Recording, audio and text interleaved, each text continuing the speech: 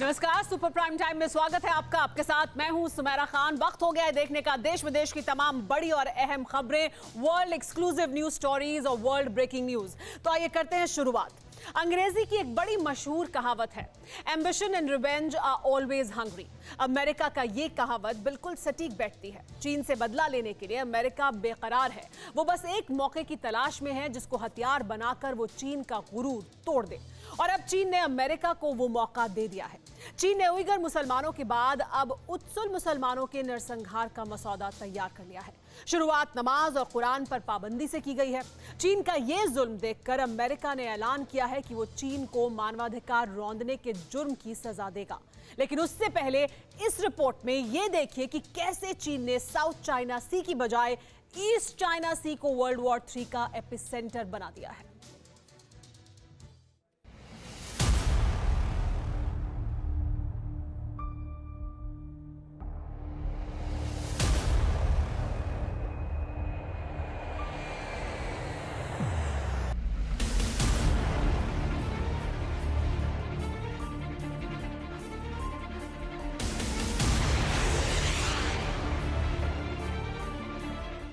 शांत लहरों वाला ये समंदर अपने अंदर वर्ल्ड वॉर की आग को दफनाए हुए है।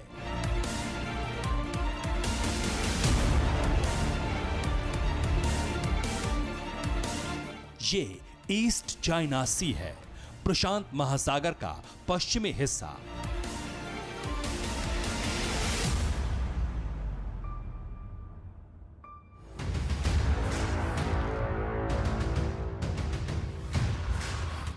अब यही इलाका चीन के खिलाफ महाजंग का अखाड़ा बनने जा रहा है।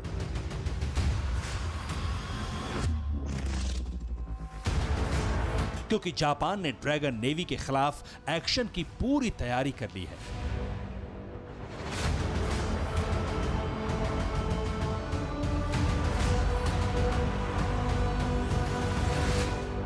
जिस सेनकाकू आइलैंड को लेकर चीन और जापान में जंगी टेंशन है और जिस सेनकाकू को जापान अपनी अस्मिता से जोड़कर देखता है, वहां चीन ने 16 फरवरी को अपने 2 जहाज भेजे।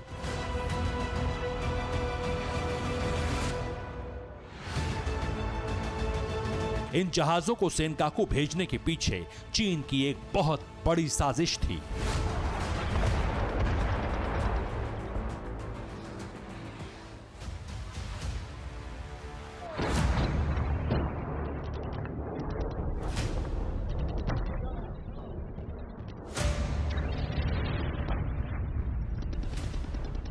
चीन में नया कोस्ट गार्ड लॉ बनाया गया है जिसके तहत कोस्ट गार्ड को हथियारों से लैस कर दिया गया है। अब नेवी और कोस्ट गार्ड में चीन में ज्यादा फर्क नहीं रह गया है, लेकिन इसी का फायदा उठाकर चीन जापान पर धौंस जमा रहा है।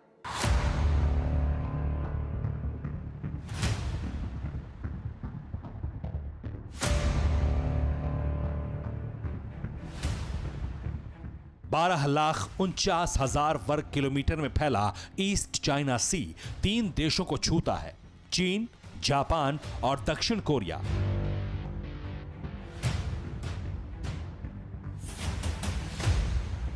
चीन की चाहत है कि डरा धमकाकर वो जापान को इस इलाके से बेदखल कर दे, लेकिन जापान कमजोर होने के बावजूद चीन को पूरी टक्कर देता है।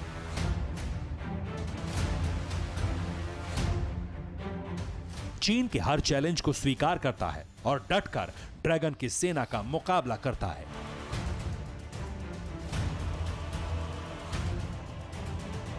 जापान का आरोप है कि चीन ने रिसर्च शिप के नाम पर जिस जहाज से घुसपैठ की थी उसमें तोपें लगी हुई थी और वो चीन की इस हरकत की शिकायत इंटरनेशनल फोरम में करेगा।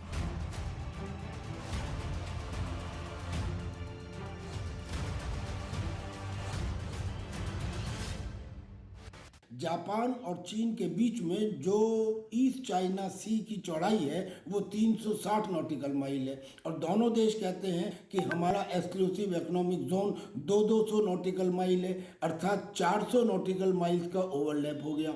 और जब से ये पता लगा है कि 40 नॉटिकल माइल्स के अंदर जो ओवरलैप है उसमें नेचुरल गैस का भंडार है, तो चीन का इंटरेस्ट उसमें बढ़ गया। अगर इस स्थिति को ठीक तरह से कंट्रोल नहीं किया गया तो बहुत मुमकिन है कि साउथ चाइना सी से पहले ईस्ट चाइना सी में कॉन्फ्लिक्ट शुरू हो जाए। वैसे एक फैक्ट ये भी है, चीन चाहे अपनी ताकत की जितनी भी नुमाइश कर ले, जंग भड़काने के लिए जितने भी प्रयत्न कर ले, वो जापान का कुछ नहीं बिगाड़ सकता। और इसकी वजह है the treaty of mutual cooperation and security between the United states and Japan.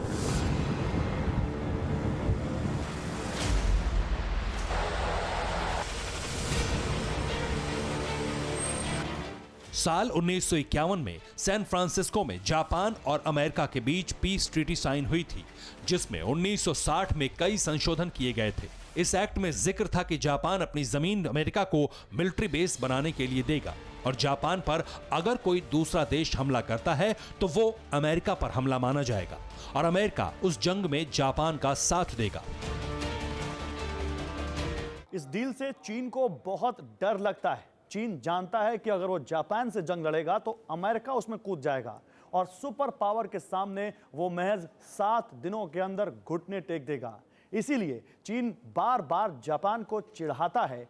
वैसे चीन के लिए वॉशिंगटन से भी एक बुरी खबर आई है।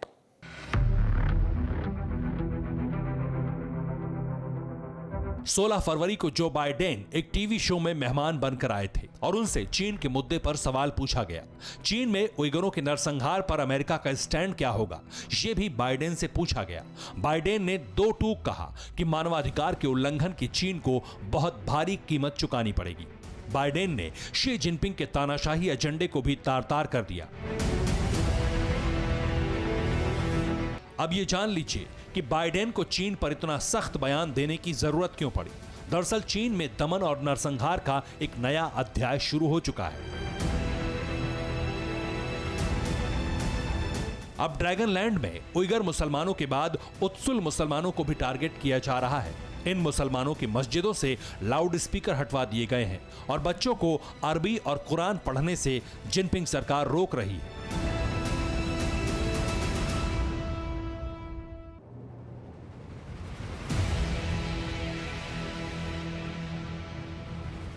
उत्सुल मुसलमान चीन के हैनान राज्य में बसे हैं और इनकी आबादी चीन में करीब 9000 है।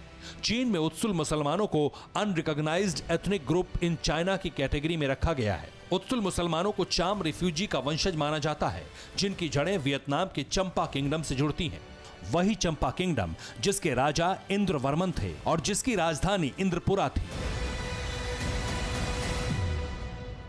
चीन जो जुल्म उइगर मुसलमानों पर और उत्सुल मुसलमानों पर जो अब सामने आया है, जिनजियांग प्रांत में कर रहा है, वो अब पूरी दुनिया को मालूम है।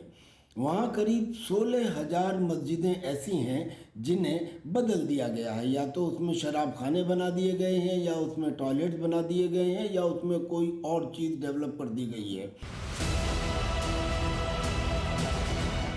माओ के जमाने से चीन में तानाशाही की जड़ें विस्तार ले रही हैं और जिनपिंग राज में तो तानाशाही और क्रूरता की हर हद टूट चुकी है।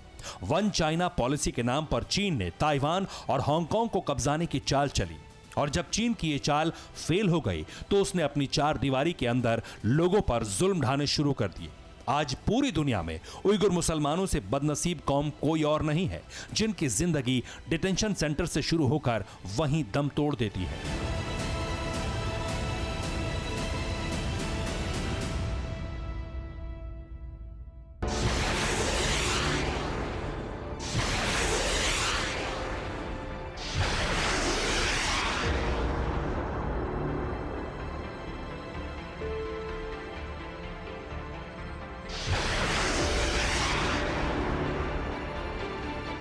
मानवाधिकार हनन के मुद्दे पर ही अमेरिका ने साल 2003 में इराक पर हमला करके उसे खंडहर बना दिया था।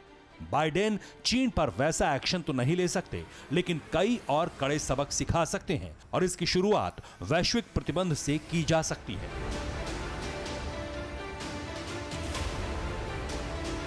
Bureau report, TV9 Bharatvarsh.